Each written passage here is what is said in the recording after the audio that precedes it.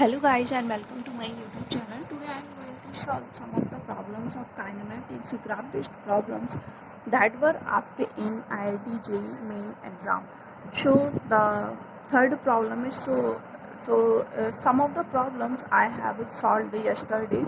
So this is in the continuation of lecture number 8. So the velocity and time graph of a body in a straight line motion is shown in figure 2. So this is the figure for this question. The point S is at 4.333 seconds. So this is point S. The total distance covered by the body in 6 seconds. So this problem was asked in 2020 main exam. सो यहाँ पर हमें क्या दिया गया है, एक curve दिया गया है, कर्व है हमारा वेलोसिटी टाइम कर्व। इस वेलोसिटी टाइम कर्व से हमें डिस्टेंस फाइंड करनी है। तो यहाँ पर क्या है, वेलोसिटी टाइम कर्व का जो स्लोप है वो किसको रिप्रेजेंट करता है? वेलोसिटी टाइम कर्व का स्लोप तो एक्सेलरेशन को रिप्रेजेंट करता है, बट इसका जो एरिया है, कितना एरिया कवर किया है, वो किसको रिप्रेजेंट करता है? डिस्प्लेसमेंट को। सो डिस्प्लेसमेंट को रिप्रेजेंट करता है। तो यहाँ पर हमारा क्या, हम क्या बोल सकते हैं, यदि हमें डिस्टेंस इससे फाइंड करनी है तो डिस्प्लेसमेंट और डिस्टेंस में क्या क्या फ़र्क होता है? तो डिस्टेंस हमारा क्या होता है, कोई भी ऑब्जेक्ट कितना मैक्सिमम कवर कर सकती है, कितना पाथ लेंथ मैक्सिमम कवर किया जा सकता है किसी भी ऑब्जेक्ट के द्वारा। और हम डिस्प्लेसमेंट में एक मिनिमम पाथ लेंथ लेते हैं, शॉर्टेस्ट पाथ लेंथ लिखते हैं। तो यहाँ पर हम यदि मैक्सिमम डिस्प्लेसमेंट बॉडी का ले लें तो हम यानी कि स्पीड को डेफिनेटली बता पाएंगे। तो यहाँ पर हमें क्या करना है, इसके एरिया को फाइंड करना है। तो हम इस प्रॉब्लम को कैसे सॉल्व कर सकते हैं? तो मैंने इस प्रॉब्लम को पूरा सॉल्व किया है किस तरीके से। तो डेफिनेटली मैंने यहाँ पर क्या किया हुआ है, सभी कर्व्स को नेम दे दिया हुआ है। जैसे OA हो गया, AB हो गया। यहाँ पर भी आप कुछ पॉइंट्स ले लीजिए, इससे इसको सॉल्व करना क्या होगा, ईजी हो जाएगा थोड़ा। तो यहाँ पर क्या करना है, total distance covered by the body in 6 second, हमें ये फाइंड करना है। तो टोटल एरिया ऑफ कर्व, तो टोटल एरिया कितना होगा? टोटल एरिया होगा हमारा area that has been covered by the curve OA and X axis. Next हम क्या करेंगे, area that has been covered by the curve AB and X axis.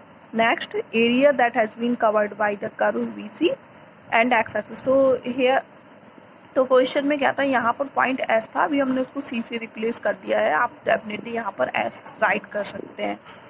तो फिर उसके बाद हमने क्या किया, the area covered by the curve CD and X axis. Next area covered by the curve DE and X axis. तो हमने इसे पर्टिकुलर छोटे छोटे पार्ट्स में तोड़ लिया है, ब्रेक कर लिया है। इससे इस प्रॉब्लम को सॉल्व करना बहुत ही ईजी हो जाएगा। तो अब हमें क्या निकालना है, area covered by the curve OA and X axis. तो इसके लिए हम क्या करेंगे, ये यहाँ पर क्या हो रहा है, एक ट्राइंगल फॉर्म हो रहा है। आप यहाँ पर देख पा रहे हैं ये ट्राइंगल फॉर्म हो रहा है। तो किसी भी ट्राइंगल का एरिया कितना होता है, हाफ ऑफ, यहाँ पर बेस हो गया, बेस हमारा 0 से 2 तक होगा, यानी कि 2 होगा। फिर हमारा हाइट कितना है, यहाँ पर ये हाइट कितना है, इस पॉइंट से इस पॉइंट तक की, ये 4 है हमारा।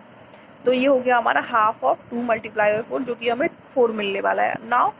फिर उसके बाद हम फाइंड करेंगे area that has been covered by AB and X axis. तो यहाँ पर एक क्या फॉर्म हो रहा है, आप रेक्टेंगल देख पा रहे हैं, यहाँ पर फॉर्म हो रहा है। तो उसका एरिया कैसे निकालेंगे, यहाँ पर हम निकालेंगे बेस मल्टीप्लाई बाई हाइट। तो बेस कितना है हमारा, 2 है, यहाँ पर 3 है, तो ऑल ओवर यहाँ पर क्या होगा, 1। तो 1 है हमारा।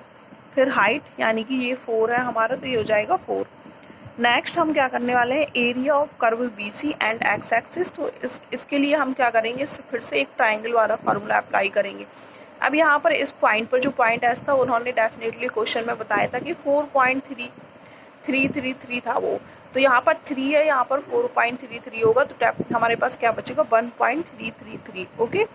और नेक्स्ट यहाँ पर जो हाइट होगी इसकी, ट्राइंगल फॉर्म होगा, उसकी 4 होगी। तो यहाँ पर हम निकाल सकते हैं, ये हमारा आएगा 2.666। उसके बाद area of CD and X axis, अब भी हम इसको फाइंड करेंगे। तो ये हो जाएगा हमारा 1/2 1.333 मल्टीप्लाई बाई 2। तो ये हो जाएगा 1.33। अब डेफिनेटली आप ये सोच रहे होंगे कि यहाँ पर मैंने ये जो कर्व लिया है, इसमें ये तो यहाँ निगेटिव है, बट निगेटिव पार्ट क्यों नहीं लिया? तो हम यहाँ पर निकालने वाले हैं मैक्सिमम डिस्प्लेसमेंट। मैक्सिमम डिस्प्लेसमेंट यानी कि हम सभी पार्ट्स को क्या करेंगे, पॉजिटिव लेंगे। तो यदि हमें डिस्प्लेसमेंट निकालना होता है यहाँ पर, तब हम इन पार्ट्स को नेगेटिव लेते हैं यहाँ पर। तो इस तरीके से आप यहाँ पर मैक्सिमम करके इसको निकाल सकते हैं। तो सी डी के लिए भी हमने निकाल लिया है, यहाँ पर ट्राइंगल फॉर्म हो रहा है। फिर उसके बाद डी के लिए देखते हैं, यहाँ पर भी ट्राइंगल फॉर्म हो रहा है। तो ये हो जाएगा 1/2, 1 हो जाएगा, ये 5 6 5 हो गया है, यहाँ पर 6 माइनस 5 यानी कि 1। फिर यहाँ पर हाइट देखेंगे तो ये हो जाएगा 2, तो यहाँ पर क्या बचेगा 1। तो टोटल एरिया हमारा क्या हो जाएगा, सभी पार्ट्स जो भी पार्ट्स हमारे कर्व के जिनका एरिया हमें मिला है वो ऐड कर देंगे, तो ये हो जाएगा हमारा 12.999 मीटर। तो ये इसके लिए राइट आंसर होगा। अभी हम बढ़ते हैं नेक्स्ट प्रॉब्लम की तरफ। तो हमारा नेक्स्ट प्रॉब्लम क्या है, नेक्स्ट प्रॉब्लम है हमारा, a particle start from rest, it's acceleration a versus time t is as shown in figure, the maximum speed of the particle will be. So यहाँ पर क्या करने वाले हैं, हम मैक्सिमम स्पीड निकालने वाले हैं पार्टिकल की। तो यहाँ पर हमें इसका कर्व भी दिया हुआ है किस तरीके से निकालना है। तो यहाँ पर हम क्या करने वाले हैं, ये हमें 80 ग्राफ दिया हुआ है और हमें निकालना क्या है, स्पीड। यहाँ पर 80 ग्राफ से हमें स्पीड निकालनी है, मैक्सिमम स्पीड निकालनी है। सो हम यहाँ पर क्या करने वाले हैं, ये ट्राइंगल फॉर्म हो रहा है, इस ट्राइंगल का area. So how we can find the area of this triangle. So हमारे पास क्या है, यहाँ पर हम इसके एरिया को फाइंड करेंगे ट्राइंगल वाले, जैसे कि हमने लास्ट वाले क्वेश्चन में किया था, half of base multiply by height. तो बेस कितना है यहाँ पर 11, हाइट कितनी है 10। सो ये हो जाएगा हमारा 11 मल्टीप्लाई बाई 10, जो कि होगा हमारा 55 मीटर पर सेकेंड। सो यहाँ पर ये क्वेश्चन, इसका राइट आंसर होगा 55 मीटर पर सेकेंड। और ये क्वेश्चन जो है आपका कौन से ईयर में पूछा गया, ये 2004 में पूछा गया था। तो ये काफ़ी सिंपल प्रॉब्लम था। तो आप इस